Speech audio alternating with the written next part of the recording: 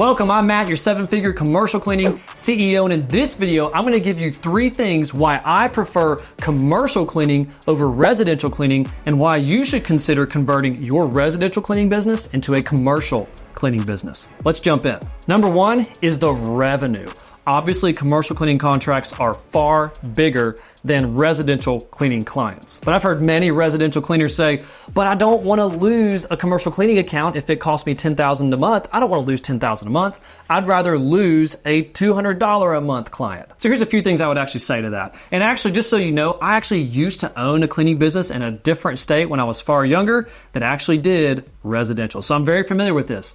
Residential clients are more luxury clients. It's not as much of a need. Yes, their house needs cleaning, but as far as having extra cash to pay someone else to do the cleaning, it much more leans on the side of a luxury. So you might be used to seeing residential clients rotate out of your book of business. That's completely normal in the residential cleaning industry. However, in the commercial cleaning industry, it is far less likely for a commercial contract to exit because it is such a need. Plus, because of the revenue difference and the revenue size, it is a far greater commitment and it is far more of a headache for a commercial cleaning client to cancel services and transition and go through that whole process, as opposed to a residential client. I'm thinking of someone that I used to clean for. Her name was Pam. That's her made up name right now. And she could just casually call us in at any time and then say she wants to skip this month. It's not as big of a deal. And then for them to ultimately cancel services altogether.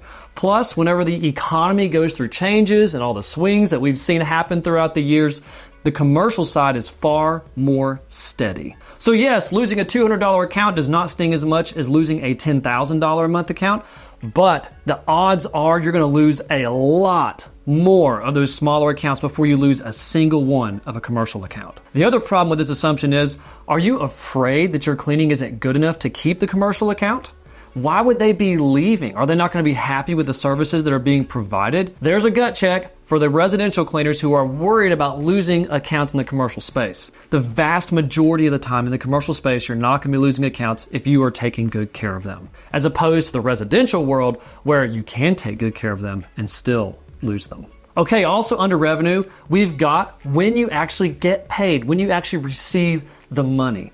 In residential, what typically happens is the cleaning is done, we then run a credit card or send them a bill. So there's always a delay that happens whenever receiving cash. Plus, a residential customer can choose to not pay you and then it becomes weird. It's like, well, do I stop cleaning them because they haven't paid? But I also want to get paid, so I don't want to stop cleaning them. I don't want to tick them off. I still want to get my money. Then the debt gets bigger. It's a lot easier to end up in that situation if you're in a residential cleaning scenario because of the type of clientele. But in the commercial world, you can actually bill far in advance and get paid for the entire month's services upfront, day one, cash flush. Your business is full with all the profit and all your costs covered from day one. It's important to note that this isn't always the case in commercial, but it is much more likely. The other consideration with this is whenever you have a bunch of residential clients, that means that you're constantly having to manage billing for a bunch of different clients. Whereas if you have 50 buildings that you clean that each pay you $2,000 a month, which those are decently small commercial cleaning contracts, then you've got a $100,000 a month business, far fewer people to deal with, and the revenue can be so much more upfront. The last piece on this revenue note that I'll mention is how price adjustments happen. Typically in the commercial cleaning world, things stay pretty consistent. You know what to expect every time you go in. They're not going to adjust services. If they do, if they want to add anything on, it's a big deal. It's a quote. It's going to be a lot more money. As opposed to in the residential world, I did have clients, again, in your residential business, you might have something different, but I had clients that might want to add this little thing on in this cleaning. And then, oh, while you're here, can you take care of that and this? And it can really start leaking away profit through the extra time. Or do you create a complex chart of additional services and then you got to kind of pick and make your clients feel a little bit like you're bleeding the dollars out of them. But we're running a business, right? So you got to navigate those different scenarios more carefully in the residential world as opposed to the commercial world where the pricing is a lot more simple once you do it the first time. So that's revenue. The second one is the operational differences between commercial and residential. In the commercial world, just like we talked about with pricing, it's much more consistent. It's this same thing every day, and then maybe once a week we tack on this, and once a month we do that. We can break everything out because we're there almost every single day. Now, when it comes to residential, we might be there once a week, every other week, once a month. Sometimes if you get a really lucky client, you might be there twice a week, a really high paying client, really high maintenance house.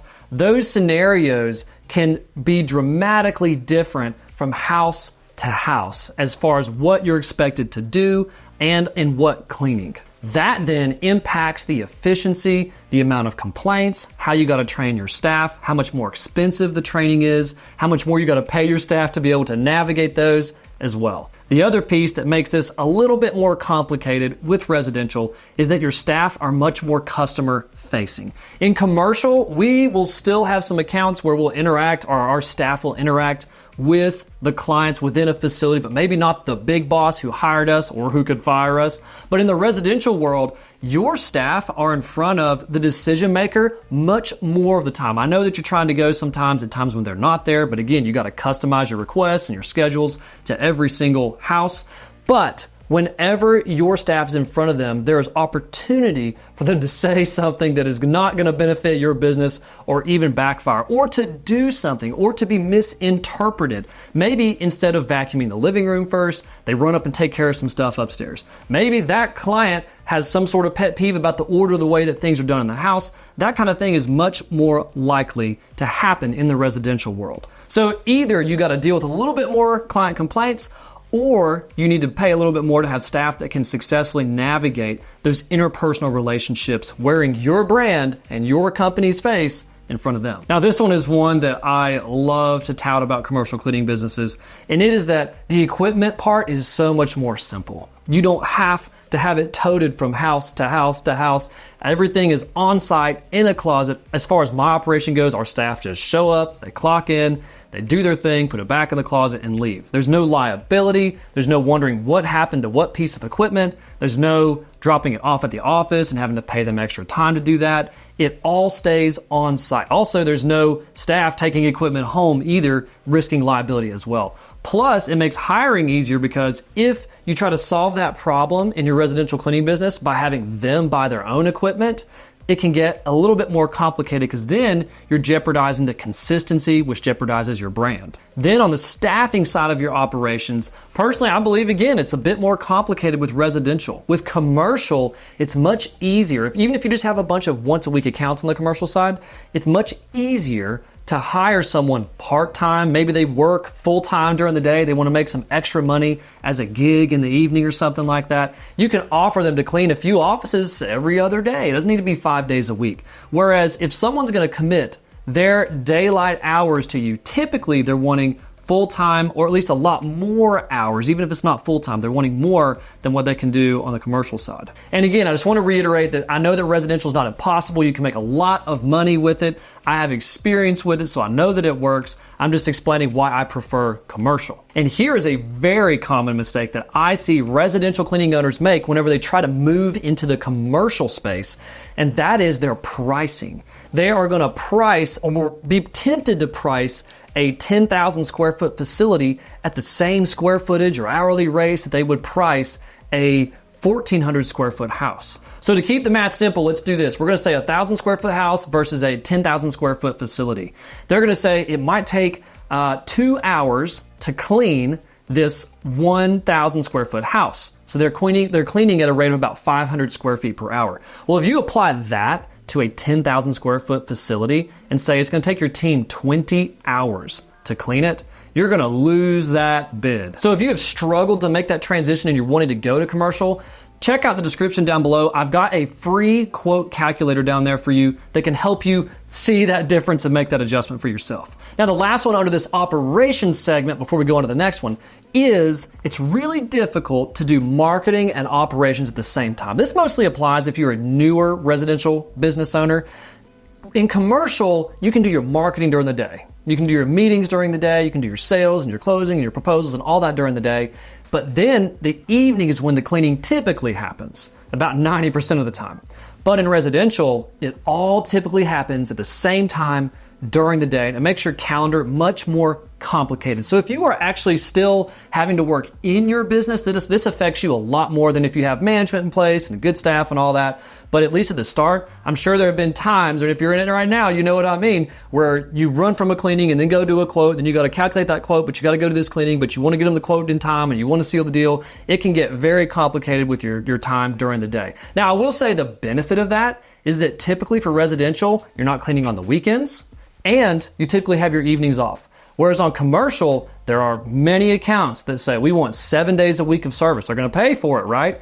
And they also are going to be cleaning in the evenings. So those are the two things that you really need to consider when comparing residential versus commercial as far as how your time is going to get spent during the day or during the evenings. So that one is much more of a personal preference as far as how you want to run your business. Just know those differences. Okay, the last category here is management itself. It is so much more difficult to deal with 500 clients than it is to deal with 50 clients who are paying you more money. Things are just far more simpler. You get fewer phone calls, you get fewer emails, fewer complaints. It is a lot more straightforward in how to run your business and takes up much less of your day. It becomes far more passive as far as how to handle your clients. I'd also like to point out that typically commercial clients are not as picky. It depends on which commercial clients you have, but most of the time, residential clients, they are in their house constantly, at least at the end of their workday. It depends if both people work that are in the house or if there's just one person, but they're there, they want to chill, and they're going to be looking everywhere, not intentionally at first to find anything wrong with the cleaning, but they know their house better than anyone else, and when their eyes rest on that area and there might be a cobweb that was missed or just a little pile of dirt in that corner, it's going to bother them and they're going to question things a lot more, which really ties back to how there's a lot more turnover and loss of accounts in the residential space. But in the commercial space, generally they just want everything sanitized, the trash taken out, vacuum, nothing left on the floor. And it's pretty straightforward. But we're also there every single day, so we can spread out all those deeper cleaning tasks over the course of time. So in commercial, you got fewer, less picky clients. In residential, you got a lot more clients that generally are a lot more picky, which really leads all of this into the final 2 points that I want to make here. And that is that it is less passive in general to own a residential cleaning business. Now, again, you can make a lot of money in the residential cleaning space through projects, through the recurring clients, through your brand and your reputation. All of that is fantastic.